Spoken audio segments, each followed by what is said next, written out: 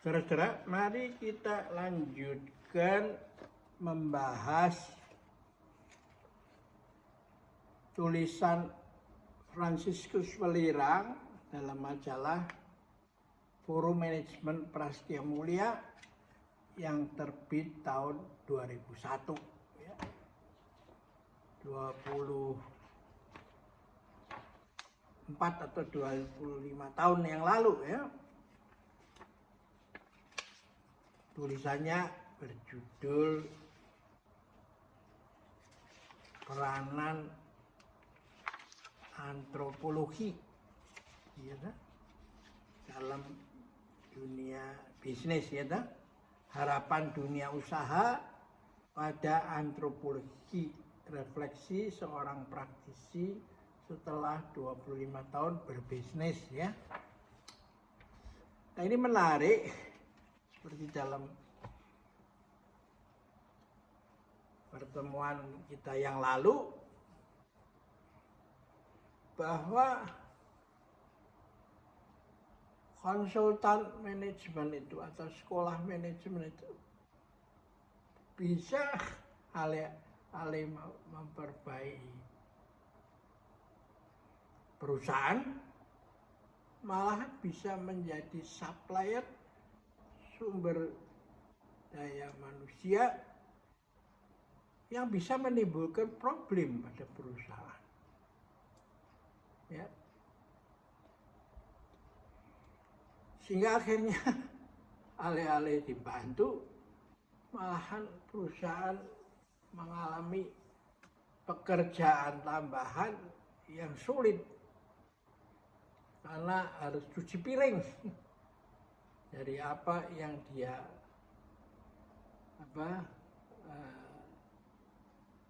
terima dari sekolah atau konsultan manajemen. Karena pengaruh ilmu pengetahuan yang semakin mendominir dan konsepnya itu adalah melalui planning, organizing, executing, controlling, perusahaan dianggap sebagai satu mesin itu. Tak, tok, itu. Sehingga lalu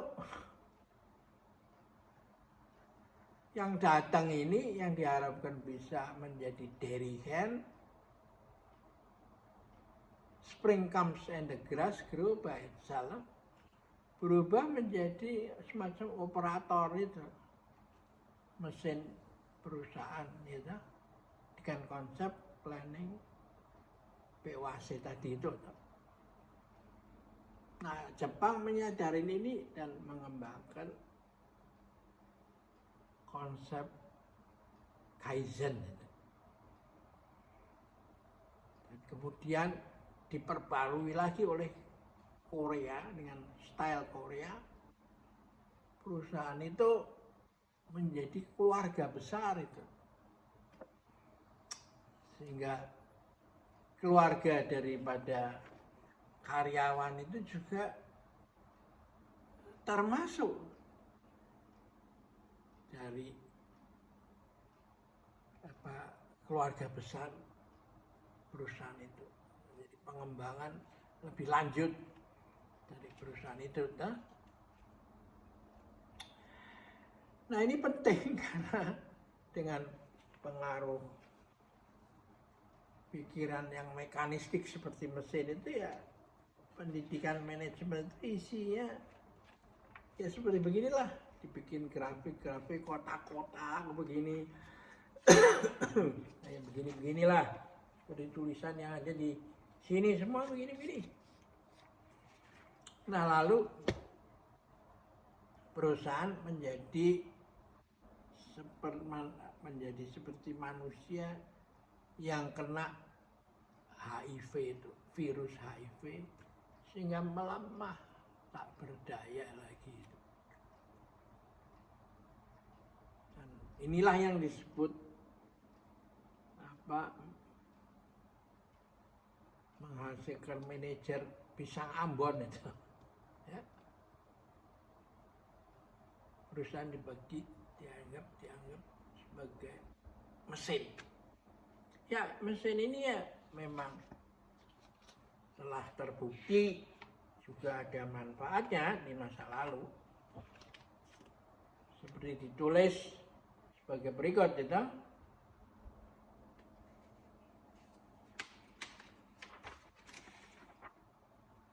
Dengan adanya kemajuan teknologi memberi dampak sosial yang perlu diantisipasi. Gitu? Seperti penemuan kacamata, ya. Telah membuat kinerja para pekerja seni bisa ditingkatkan dan diperpanjang. Navigasi dan teknik membuat kapal telah menyebabkan ditemukan benua baru. Listrik dan lampu telah membuat dunia menjadi terang. Pemurnian air melalui teknologi filtrasi, klorinasi, aerasi menyebabkan matinya bakteri yang hidup di air sehingga bisa aman diminum. Dan penyeloran penyakit bisa dicegah. Ya, teknik percetakan menyebabkan penemuan ilmiah bisa disebarluaskan untuk dikritik dan dikonfirmasikan kebenarannya, sehingga memajukan ilmu pengetahuan itu. Penemuan antibiotik menyebabkan orang tidak perlu lagi takut diteror bakteri dengan bahaya infeksi, sehingga ilmu operasi bisa berkembang itu. Namun, nah ini orang lupa, kurang memperhatikan bahwa teknologi juga memberikan dampak sosial yang perlu diantisipasi, seperti mesiu yang ditemukan di Cina dirubah menjadi berhasil membuat teknologi pemampatannya menjadi peluru. Mesiu yang dipakai untuk buat jalanan, meledakkan gunung, apa segala, dan juga yang pakai untuk kembang api dijadikan peluru itu untuk membunuh orang itu, ya, oleh ilmuwan bahwa akhirnya terbuka peluang sekelompok kecil manusia bisa menguasai yang lebih banyak itu. Ya, dengan bekal mesiu itu kan, teknologi membuat pabrik sebagai akibat ditemukan mesin uap dan listrik menyebabkan perubahan irama kerja dari agraris menjadi day to day, tiap hari produksinya bagaimana, ya, sehingga menimbulkan masalah sosial di samping meningkatkan standar hidup kelas menengah, sehingga memperbesar pasar dan mendorong terjadinya industrialisasi besar-besaran.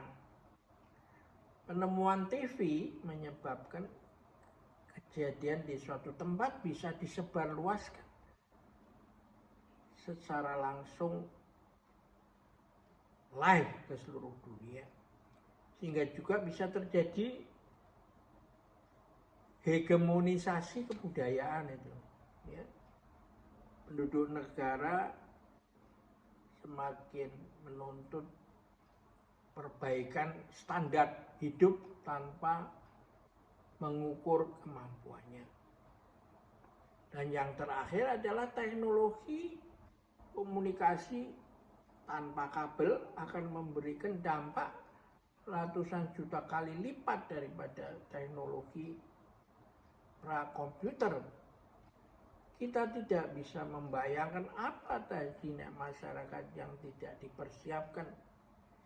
Disinilah kita melihat relevansinya ilmu antropologi.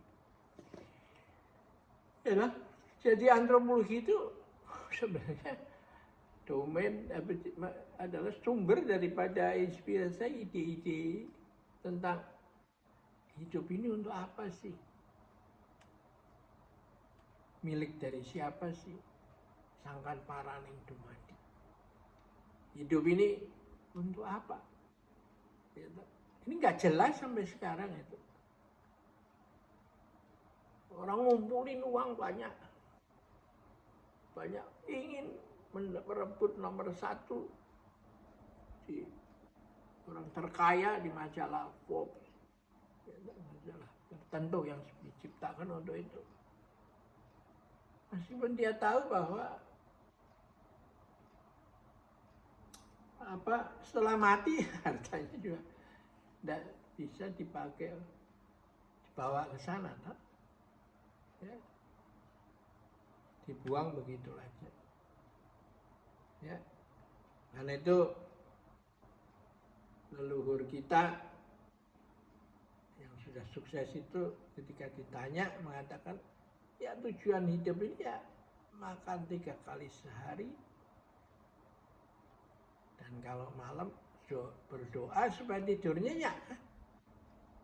Karena 4 kali sehari malah tambah sakit, gitu. Tidur nyenyak kalau pakai obat tidur ya sama aja bohong. Kita kalah si abang penarik becak yang setelah selesai jam kerjanya lalu dia selonjor di atas becaknya dan langsung mendengkur itu, ya. Sedangkan orang yang dengan account di bank yang besar apa sih, tapi kalau malamnya nggak bisa tidur ya lantas apa gunanya? Nah, inilah pentingnya antropologi itu. Jadi memahami hidup itu milik yang membunuh untuk menguasai atau yang menghidupi. Ya. Ini sudah kita pernah jelaskan di edisi slide-slide yang lalu kan, Anda tinggal simak lagi. Jadi antropologi perlu diajarkan di sekolah manajemen itu, ya. Sehingga mendidik manusia itu menjadi sebagai bagian daripada alam semesta. Sehingga seperti ajaran memayu-hayu neng bawono dari leluhur kita, cantiknya manusia tergantung pada cantiknya dunia. Cantiknya dunia pada tergantung cantiknya seluruh alam semesta. Samudoyo. Nah, ini penting. Coba kalau didiamkan sekolah manajemen seperti sekarang ke sera-sera, ya dia memesinkan, menjadikan perusahaan menjadi mesin itu. Dan karena itu kedepannya malahan tidak akan mengarah pada robotisasi itu. Mesin yang kerjanya tidak usah digaji, hanya bayar listriknya aja, mesti investasinya mahal tapi cost-nya turun. Bisa bekerja di ruangan yang gelap, dan hari Minggu, hari libur, gak ada masalah. Dia bisa terus bekerja. Nah, kalau dunia dikuasai peradabannya, dia hancur kan, ya. Nah, karena itu saatnya sekarang ini memikirkan bagaimana sebenarnya perusahaan itu juga dijadikan the learning organization, perusahaan yang terus belajar itu, ya. Karena itulah memang inisiatif ini dikemukakan oleh seperti pemikir seperti Peter Senge itu, ya, seorang teman baik daripada atau kolega daripada Profesor Tu Weiming yang pernah kita undang ke Indonesia ini, ya. Kita akhirin dulu di sini, sampai jumpa lagi.